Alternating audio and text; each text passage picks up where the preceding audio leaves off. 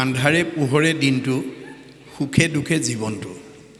গতিকে আমি দুখক অতিক্ৰম কৰি সুখক প্ৰতিষ্ঠা কৰাই হ'ল জীৱনৰ সাৰ্থকতা এতিয়া আমাৰ বিপদ হ'লে আমাক কোনে উদ্ধাৰ কৰিব আমাৰ গুৰুজনাৰ দৰ্শন মতে বা ভাগৱতৰ দৰ্শন মতে আমাক ভগৱন্তই ৰক্ষা কৰিব মাধৱ বান্ধৱ উদ্ধাৰা বাপ আমাক বিপদৰ পৰা উদ্ধাৰ কৰিব পৰা শক্তি ভগৱন্তৰ বাদে আনৰ হাতত নাই এতিয়া এই দাপৰ যুগত যিটো সময়ত কৃষ্ণ স্বয়ং আছিল এই থকাৰ সময়তো আমাৰ বিপদ হোৱা আমি পৰিলক্ষিত হৈছে যে উত্তৰাৰ গৰ্ভৰ শিশুটোক মাৰিবৰ কাৰণে অশ্বত্থামাই যেতিয়া ব্ৰহ্মাস্ত্ৰ প্ৰহাৰ কৰিলে তেতিয়া উত্তৰাই কি কৰিছে একান্ত মনে কৃষ্ণক চিন্তা কৰিছে কৃষ্ণক চিন্তা কৰাৰ লগে লগে ত্ৰাহি ত্ৰাহি কৃষ্ণ বুলি পাৰিলন্ত পাৱে তেওঁ চৰণত শৰণাপন্ন হৈছে হোৱাৰ লগে লগে খেদি আহে কিবা অস্ত্ৰ গোটমুক প্ৰতি কৰা পৰিত্ৰাণ বন্ধু মাধৱ সম্প্ৰতি কিবা এটা শক্তিয়ে মোৰ গৰ্ভৰ ফালে গতি কৰিছে তুমি ইয়াৰ পৰা মোক উদ্ধাৰ কৰা অভয় চৰণে প্ৰভু পখিলো শৰণে তোমাৰ অভয় চৰণত মই শৰণাপন্ন হৈছোঁ অগতিৰ গতি মোক কৰা পৰিত্ৰাণ তুমি বিনে ৰাখন্তা নেদেখো নাথোৱান এই বিপদৰ পৰা তুমি নাৰাখিলে আৰু ৰখন্তা নাই নাহি চিন্তা মৰু মই এহি কৰে পুতি কৰিবাক ৰক্ষা মাত্ৰ মূৰ গৰ্ভগতি যে এই অস্ত্ৰৰ প্ৰহাৰত মই প্ৰাণ যাব গতিকে একমাত্ৰ মোৰ গৰ্ভৰ সন্তানটোক তুমি যাতে ৰক্ষণাবেক্ষণ দিয়া এহি বুলি কান্দন্ত কৃষ্ণৰ পাৱে চুই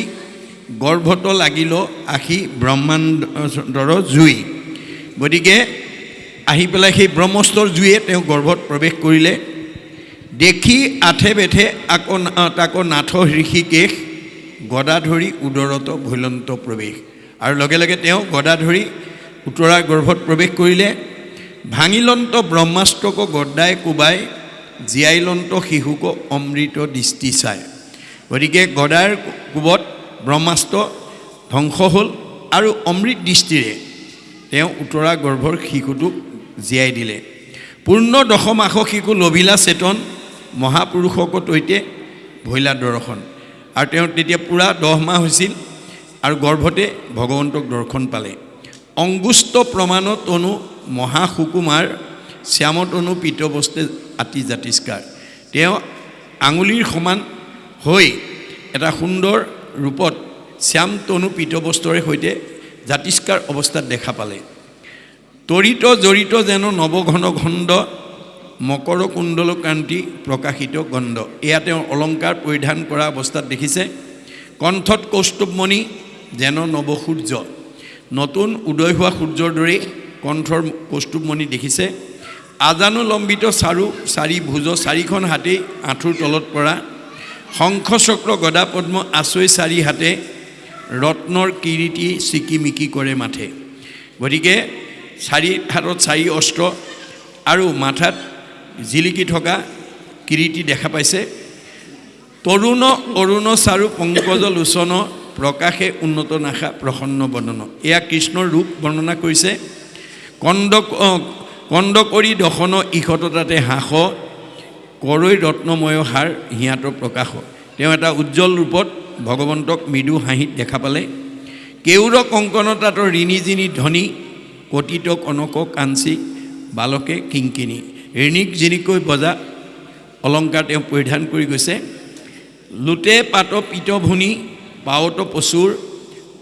চৰণ পংকজে ৰঞ্জে ৰত্নৰ নুপুৰ তেওঁ পিত ভুনি পৰিধান কৰিছে আৰু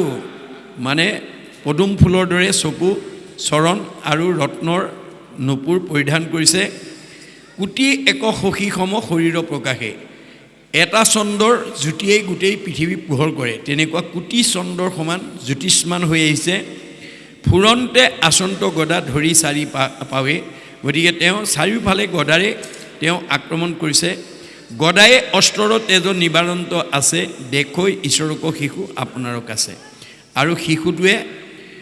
উত্তৰাৰ গৰ্ভৰ শিশুটোৱে তেওঁক গৰ্ভতে দেখা পাইছে এইখিনিলৈকে আমাক কৈছে ইয়াৰ মাজেদি আমাক কি ক'ব বিচাৰিছে আমি তাৰ ওপৰত আলোচনা কৰিম। এতিয়া সেই সময়ত অৰ্থাৎ দাপৰ যুগত স্বয়ং কৃষ্ণ বিদ্যমান হৈ আছিলে, গতিকে পঞ্চপাণ্ডৱে সকলো সময়তে বিপদত কৃষ্ণৰ আশ্ৰয় লৈছিলে আৰু কৃষ্ণক চিন্তা কৰাৰ লগে লগে তেওঁ কৃষ্ণ তাত উপস্থিত হৈ তেওঁলোকৰ সমস্যাবিলাক বা বিপদৰ পৰা তেওঁলোকক উদ্ধাৰ কৰিছে। এতিয়া আমি কলি যুগৰ মানুহ, এইটো যুগত আমি স্বয়ং কৃষ্ণক দেখা নাপাওঁ, মানে শাৰীৰিকভাৱে আমি তেওঁক দৰ্শন কৰিব নোৱাৰোঁ, কিন্তু আমাৰো বিপদ আছে, আমাৰো সমস্যা আছে। এতিয়া আমাৰ বিপদ বা সমস্যাবিলাকৰ পৰা আমাক কোনে উদ্ধাৰ কৰিব? আমাক গুৰুজনাই এই সম্পৰ্কটো ভাগৱতত উল্লেখ কৰি থৈ গৈছে যে যদিও ভগৱন্ত কলিযুগত অব্যক্ত, নিৰ্গুণ, নিৰাকাৰ, অদৃশ্য, আমি সমস্যাত পৰি তেওঁৰ গুণ নাম ল'লেই তেওঁ বেকত হৈ যায়, তেওঁৰ নাম ল'লেই তেওঁ আমাৰ হৃদয়ত বেকত হয়। অৰ্থাৎ যোনেই নাম ল'ব তেওঁৱেই ভকত, আৰু ভকতক সদায় ভগৱন্তই ৰক্ষণাবেক্ষণ দিব। সেইকাৰণে আমাৰ ভাগৱতত উল্লেখ কৰিছে যে আমি কিবা বিপদৰ সন্মুখীন হ'লে একান্ত মনে আমি ঈশ্বৰক চিন্তা কৰিব লাগে। অব্যক্ত ঈশ্বৰ হৰি জাত পৰে নাহি নাহি, পৰম পুৰুষ ভগৱান ভক্তজনে লৈলে নাম, পূৰ্ণ কৰি মন কাম, অন্তৰতে দেই সমিধান। আপোনাৰ হৃদয়তে আহি কৈ দিব কি কৰিলে, কাৰ ওচৰলৈ গ'লে আপোনাৰ সমস্যাটো সমাধান হ'ব, অথবা তেওঁ নিজে প্ৰতিনিধি পঠাই দিব। যেনেকৈ ব্যাসৰ ওচৰলৈ নাৰদক পঠাইছে, পৰীক্ষিতৰ ওচৰলৈ যেনেকৈ শুকদেৱক পঠাইছে, আপুনি যদি ঈশ্বৰৰ ওচৰত ঐকান্তিক বিশ্বাস ৰাখি কৃষ্ণৰ একান্ত ভকত হ'ব পাৰে, আমাকো কেতিয়াও তেওঁ বিপদত পৰিবলৈ নিদিয়ে। এই কথাটো আমাক ইয়াৰ মাজেদি দেখুৱাইছে। আৰু ভগৱন্তৰ নামৰ এটা মহিমা কৈছে কি বুলি, যে গুণনাম অনুসৰি বেকত হুৱন্ত হৰি, সুমৰন্ত যেই জীৱা ভাবে। যোনে যি গুণত মাতে সেই গুণৰ কাম কৰি দিয়ে। আমাৰ এতিয়া ভাগৱত দৰ্শনৰ পৰা কৈছে যে আমাৰ সমাজত মানুহে প্ৰধানকৈ তিনিটা গুণত ভগৱানক বিচাৰে। কোনোবাই তমগুণত বিচাৰে, কোনোবাই ৰজগুণত বিচাৰে, আৰু কোনোবাই সত্যগুণত বিচাৰে। আমি আচলতে কোনটো গুণত বিচাৰিব লাগে এই কথাটো আমাৰ আজি সমাজত বহুত মানুহে নাজানে। আমাৰ ভাগৱতত কৈছে ৰজু তমুগুণে নেই বিষয়ক, সত্যগুণে বুদ্ধি বহিলে তৰে সংসাৰক। যে আমাৰ ৰজ আৰু তমগুণত যদি আমি ঈশ্বৰক আৰাধনা কৰোঁ, আমি এই বিষয় সংসাৰত আমি ভ্ৰমি থাকিব লাগিব, পুনৰপি জনমম পুনৰপি মৰণম হৈ ঘূৰি থাকিব লাগিব। এতিয়া আমি কেনেকৈ ভাবিব লাগিব, সত্যগুণে বুদ্ধি বহিলে তৰে সংসাৰক। আজিৰ দৰে আমি সত্যগুণত, আজি আপোনালোকে নিমন্ত্ৰণ পাই আহিছে, ইয়াত কোনো আমাৰ বিষয় বাসনা বা কামনা আমাৰ নাই, কেৱল মাত্ৰ আমি ভকতৰ সংগত বহি কৃষ্ণ কথা ভাগৱত শুনি আমাৰ জন্ম জন্মান্তৰৰ কাৰণে পুণ্য সঞ্চয় কৰাৰ অভিপ্ৰায় আমি ইয়াত আজি বহিছোঁ। এই ভাৱনাৰে সৈতে আমি যদি জীৱনত ঈশ্বৰৰ ভক্তি সাধন কৰিব পাৰোঁ, ঈশ্বৰৰ গুণ নাম ল'ব পাৰোঁ, তেতিয়াহ'লে আমাৰ জীৱ তৰি যাব। কিন্তু যদি ৰজ আৰু তমগুণত বিচাৰে, তমগুণী মানুহবিলাকে ইন্দ্ৰিয় সুখ ভোগৰ কাৰণে মানে ভগৱানক চিন্তা কৰে। সেইকাৰণে মই আপোনালোকৰ এই গাঁৱত আছে বুলি ভবা নাই। কাৰোবাৰ গাঁৱত যদি তমগুণৰ মানুহ, যিবিলাক মানুহে ইন্দ্ৰিয় সুখ ভোগৰ কথাহে ভাবি থাকে, যেনে ভঙুৱা, কানিয়া, মদপী, জোৱাৰী আদি এই স্বভাৱৰ যদি মানুহ কোনোবা আছে, তেতিয়াহ'লে তেওঁলোকে ৰাতিপুৱা শুই উঠিয়ে হাত দুখন বুকলৈ দি ভগৱন্ত ক'ত আছে, সমস্ত ভূতৰে মই আছোঁ হৃদয়ত,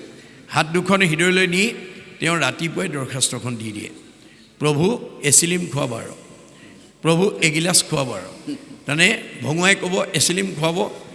মদপীয়ে ক'ব এগিলাচ খুৱাব। ভগৱানে কয় তুমি যেতিয়া ৰাতিপুৱাই দৰখাস্তখন দিলা, তোমাক মই অনুমোদন কৰিবই লাগিব। তুমি ভাত খাবলৈকে নাপাবা, তথাপিতো তোমাক এচিলিম খুৱামেই। তুমি ভাত খাবলৈকে নাপাবা, তোমাক এগিলাচ খুৱামেই। তুমি ভাত খাবই নাপা, তথাপি তোমাক মানে জোৱাৰী সংগ এটা মই দিমেই, ইত্যাদি ইত্যাদি। এয়া হৈছে তমগুণত ভগৱানক আৰাধনা কৰাৰ স্বভাৱ ৰসগুণৰ মানুহে কি কৰে বিলাসিতাৰ কাৰণে সুখ ভোগৰ কাৰণে ভগৱানক সদায় চিন্তা কৰে কি বুলি কয়